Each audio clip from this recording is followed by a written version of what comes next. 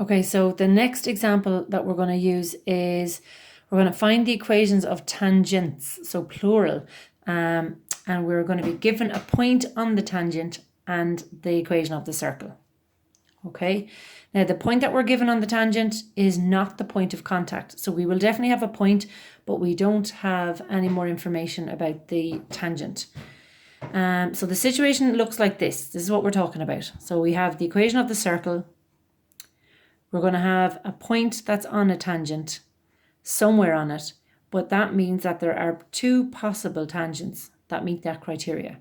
So what we think about it is that if there's a line that leaves this point and touches the circle, and that it's a tangent, it does so at a right angle, and it's also going to happen over here.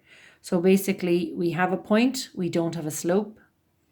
So we'll need to have a way of getting the slope, but we do know, and we have to remember, that the perpendicular distance from the center to the tangent, and we have a way of getting an equation for that without the slope, is the radius. Okay, so the perpendicular distance from the center to the tangent is the radius. So the first thing we do is, the example I'm given here is actually the example in the book because there wasn't too many questions. So we're given an equation of a circle, a point outside the circle that the tangents go through. And if I sketch it, so we've got the center 0, 0, the radius is going to be the square root of 5. And if I sketch it, it looks like this. So this is the point that was given, 5, 0. The center is 0, 0, and the tangents will come at the circle like this, and they'll meet the circle perpendicular to the radius, something like that. So we go back a little bit into our equation of the line chapter, and we think that, can I get the equation of a line without a slope? So what we've done a few times in that last chapter was we let the slope equal m. So we let m just be m, and we had a point and we subbed it in. Okay, and that happened a few times in the last exercise when we were practicing the perpendicular distance. So we go y minus y1 equals m is just m, x minus 5. Tidy it up and bring everything to the left. And the reason we bring everything to the left and have it equal 0 is because we know for the perpendicular distance formula we wanted to have an a, a b, and a c. Okay, so now that we have the equation of those tangents in some form, we obviously are missing the m. We have to use the fact that we know about the perpendicular distance. So the point that we use for the perpendicular distance formula is the center. The line is going to be the one that we just found with all the m's. We label this x1, y1, and we have our line, our coefficients are a, b, and c. So I don't have the formula written down here, so bear with me.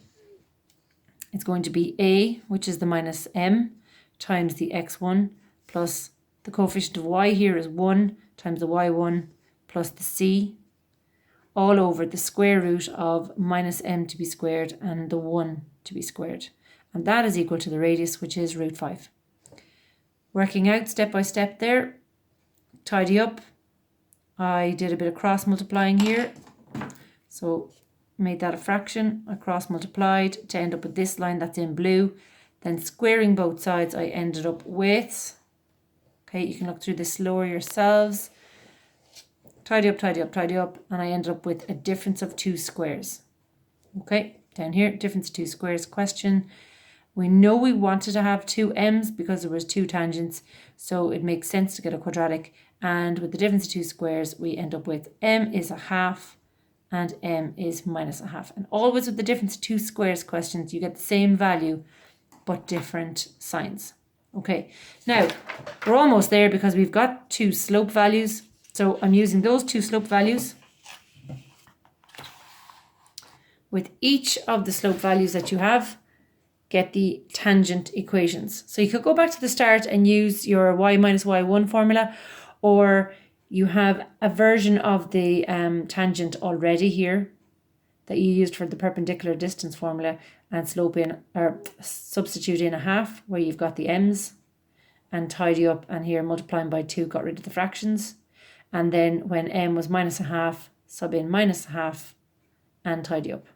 And they are the 2 equations of the tangents that go through the point 50 and touch that circle that was given.